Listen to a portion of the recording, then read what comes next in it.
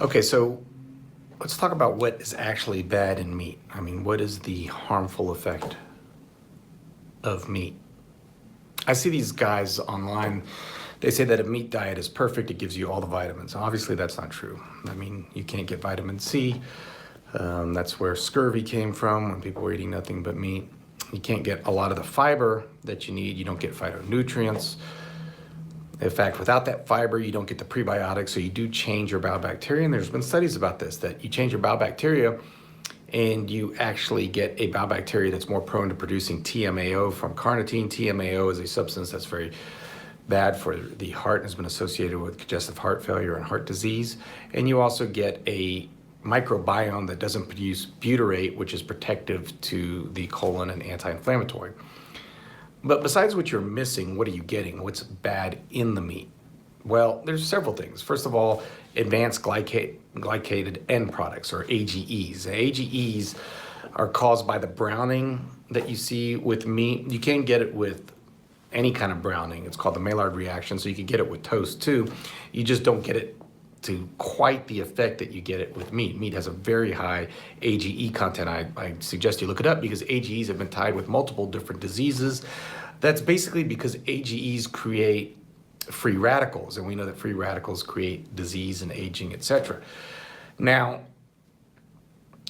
keep in mind, if you're on a meat diet and you're getting a lot of AGEs, you're also not getting the antioxidants that can fight the AGEs. For instance, I had toast today. My toast probably had some AGEs with it, but I also had blueberries, so my blueberries would act as an antioxidant towards that effect. Also, in that browning, not only do you get AGEs, you also get heterocyclic amines, which we know are, in fact, carcinogenic. You also get saturated fat. We know from saturated fat that it raises cholesterol. A lot of these people on ketosis diets, we saw in a recent study in a randomized controlled trial, increased their cholesterol by 40%. LDL cholesterol, that is a really bad result, because from the Cooper study, we know that increases in cholesterol are associated with heart disease, irrespective of any other factors. In other words, in the Cooper study, they followed for 10 years, 30,000 people that were otherwise healthy. They just had a high LDL cholesterol, and they saw a substantial amount of increase in mortality and morbidity because of that.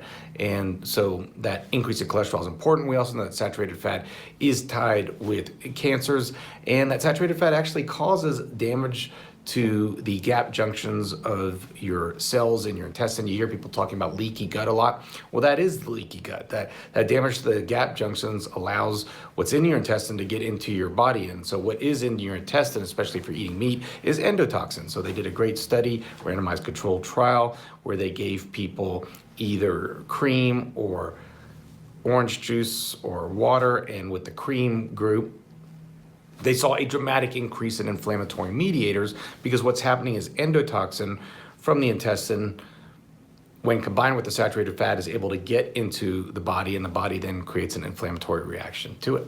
We also know that animal proteins have higher amounts of leucine. We know that leucine stimulates the mTOR aging pathway and also stimulates IGF-1, which is associated with cancers. Of course, the meat also has more sulfur-containing amino acids, and those sulfur-containing amino acids actually create acidosis. You don't get acidosis by eating acid, so don't go and drink alkaline water. That's not going to make an effect. Your body will acidify it as it gets into your stomach. What creates acidosis, and it's not acidemia, that's a different thing. Acidosis is the absorption of these sulfur-containing amino acids.